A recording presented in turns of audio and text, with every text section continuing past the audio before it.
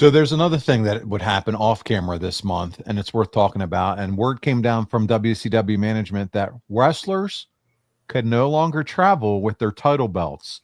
From now on, all championship belts had to stay with the company officials. Is there anyone that wants to take a guess in the chat? We're going to make this interactive. Why WCW decided that wrestlers could no longer travel with their championship belts? And I'll give it about 10 seconds. And if not, I'm going to share, Arn. But again, new rules, new era, new mandate. Got to stay with company officials. You can't travel with them. Let's see if we have anybody that chimes in as to the why. Nope, not people losing them. Daisy Mama. No, someone didn't lose a belt, CG. Something much worse happened. All right, one more guess, and I'm gonna give it away. Anyone? So everybody's Googling right now. I'm just gonna share. Arn, it was a few weeks earlier. Madusa takes the aka Alundra Blaze, walks on the Nitro with that WWF Women's title and drops it in the trash can on live TV. What was your gut reaction when you saw that or heard about it? It was something I hadn't seen before. Right. She's too tough to say anything to her about it, to be honest with you. You know what I thought you were going to say was the answer? What? Well, they confiscated the titles so you didn't have a guy leave the company and take it with him. Because but you're right though. That's exactly what she did. She left WWF, took that women's belt with her, used it as imagery and an analogy or whatever. Use it as an image to drop that right in storytelling, vehicle for storytelling, powerful storytelling. How it's not worth anything, dumps it in the garbage. Eric's got to be just loving life at that point. What a visual, right?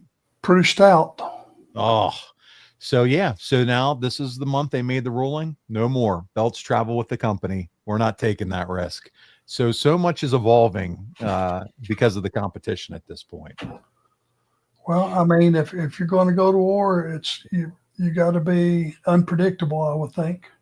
Hey, her podcast co-host does the research for this show, is here with us live in the chat. And he says, fun fact. And it's Andrew Hermes, by the way. She still has the title belt. She's willing to sell it. Price starts $100,000. Arn, do you wish you held on to more of your title belts?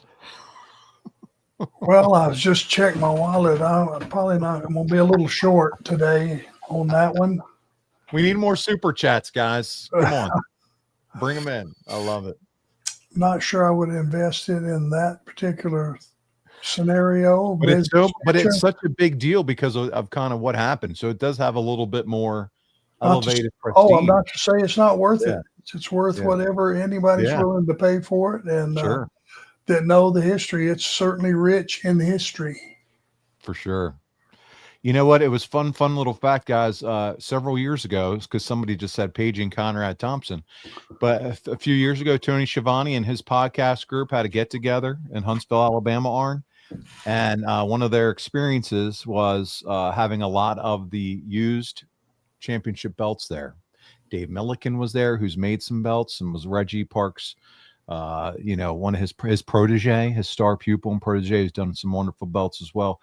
But anyway, one of the title belts that was there that we got to see, and I have a picture with it, is Madusa's belt. So there you go. There you are. For the belt, for the people that love to hear belts, as long as the big gold was there too, the original big gold. So that was a lot of fun.